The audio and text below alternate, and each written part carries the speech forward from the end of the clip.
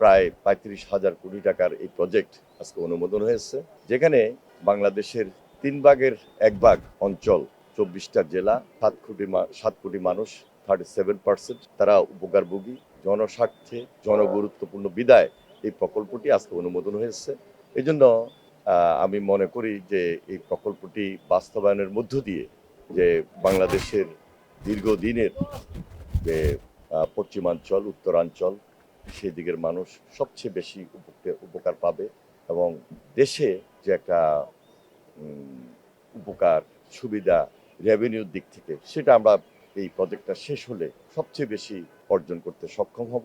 আরেকদিকে আপনারা জানেন যে ফারাক্কা ব্যারেজের কারণে আমাদের ওই অঞ্চল শুষ্ক মৌসুমে যেখানে 15% পানি আমরা পাই, এটা তো সেখানে একটা শুষ্ক মৌসুমে একটা বিশাল খরার সৃষ্টি হয়।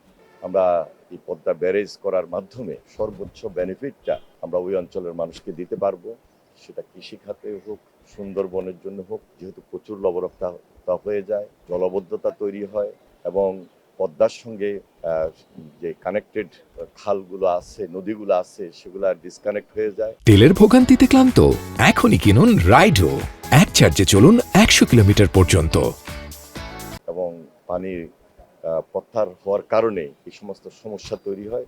সব দিক বিবেচনায় এই প্রজেক্টটিকে আমরা এই জন্য বলছি যে মাস্টার মাইন্ড প্রকল্প, যেটা আমাদের নির্বাচনী প্রতিশ্রুতি ছিল। ইখতিয়ারে ছিলেন মাননীয় প্রধানমন্ত্রী জনাব তারেক রহমান নির্বাচন পূর্বে রাজশাহীতে গিয়ে জনসাধারণের সামনে সেটা বক্তব্য রেখেছিলেন, কমিটমেন্ট করেছিলেন। আজকে সেটা বাস্তবায়নের জন্য আমাদের এই প্রকল্পটি একটাকে অনুমোদিত হয়েছে। এর সঙ্গে আরও 6টা প্রকল্প অনুমোদিত হয়েছে, যেগুলা খুব বেশি দৃশ্যমান, খুব সহসায় আস্তে আস্তে হবে ইনশাআল্লাহ। 6টার মধ্যে এগুলা কিছু সংশোধিত ছিল।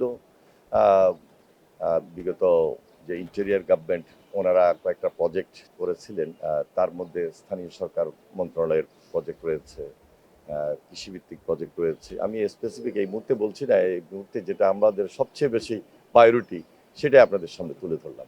এটা আমাদের সেই যে অঞ্চল, বাংলাদেশের 3 ভাগের 1 ভাগ, যেখানে 7 কোটি মানুষ এর সর্বোচ্চ সুবিধা পাবে।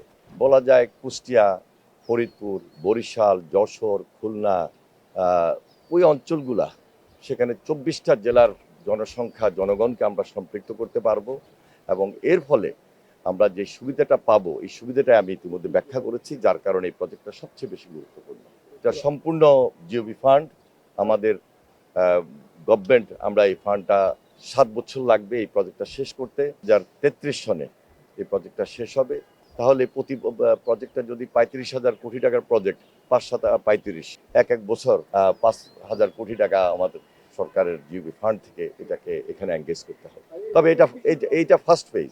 সেকেন্ড ফেজে আরও কিছু থাকবে, যেখানে আমরা ওই অঞ্চলে একদিকে একটা 7টা স্যাটেলাইট টাউন গড়ে উঠবে। তার পাশাপাশি সেখানে এই প্রজেক্টের মধ্যে 3টা হাইড্রো ইলেকট্রিক পাওয়ার প্ল্যান্ট রয়েছে, সেখানে নেভিগেশন ব্লক রয়েছে, সেখানে ফিশ পাস রয়েছে। সুতরাং সবকিছু মিলে অত্যন্ত গুরুত্বপূর্ণ এবং এই প্রকল্পটা দেশবাসীর জন্য সবচেয়ে বেশি গুরুত্বপূর্ণ, জনগুরুত্বপূর্ণ।